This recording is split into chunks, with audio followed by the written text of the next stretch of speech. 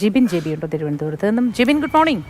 തിരുവനന്തപുരത്ത് നിന്ന് നൽകാൻ കഴിയുന്ന വിവരങ്ങളിൽ എന്താ? ബിനോയ് വിശ്വം വോട്ട് രേഖപ്പെടുത്താൻ എത്തി എന്ന ദൃശ്യങ്ങളിൽ കാണാം. വിശദാംശങ്ങൾ എന്താ ജിബിൻ?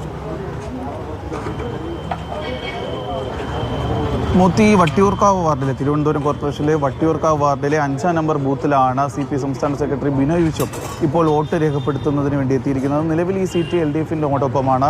ഈ വർഷം വലിയ രീതിയിലുള്ള ഒരു തെരഞ്ഞെടുപ്പ് ഇത്തവണ ഇവിടെ നടക്കുന്നത്. കാരണം മുഴുവൻ 6 സ്ഥാനാർത്ഥികളാണ് ഈ ഒരു വാർഡിൽ മത്സരത്തിനായുള്ളത്.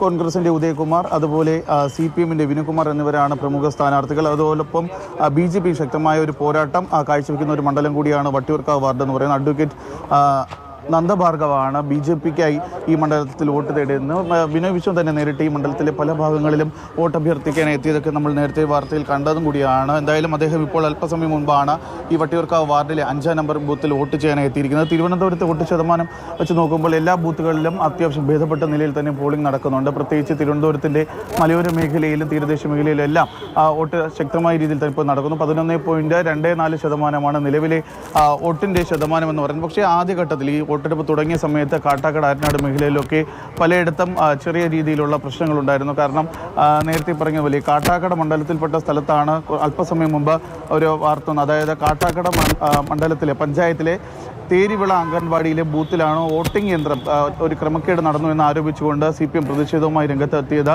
ഈ മുതിയാവിള സെൻറ് ആൽബർട്ട് സ്കൂളിലെ വോട്ടിംഗ് അങ്ങനെ നിർത്തിവെക്കുന്ന ഒരു സാഹചര്യം കൂടിയുണ്ട്. LDF സ്ഥാനാർത്ഥിക്ക് വോട്ട് ചെയ്തപ്പോൾ ആ വോട്ട് BJPക്ക് പോയി എന്ന് ആരോപിച്ചാണ് അവിടെ വോട്ടിംഗ് തടസ്സപ്പെടുത്തിക്കൊണ്ട് ഒരു പ്രതിഷേധം നടന്നത്. എന്തായാലും ഈ പ്രശ്നം അല്പസമയത്തിനുള്ളിൽ തന്നെ പരിഹരിക്കുമെന്ന് നമുക്ക് മനസ്സിലാക്കാൻ സാധിക്കുന്നുണ്ട്. ബിനോയ് വിശ്വം അല്പസമയത്തിന് ഇപ്പോൾ അദ്ദേഹം വോട്ട് രേഖപ്പെടുത്തിക്കൊണ്ടിരിക്കും.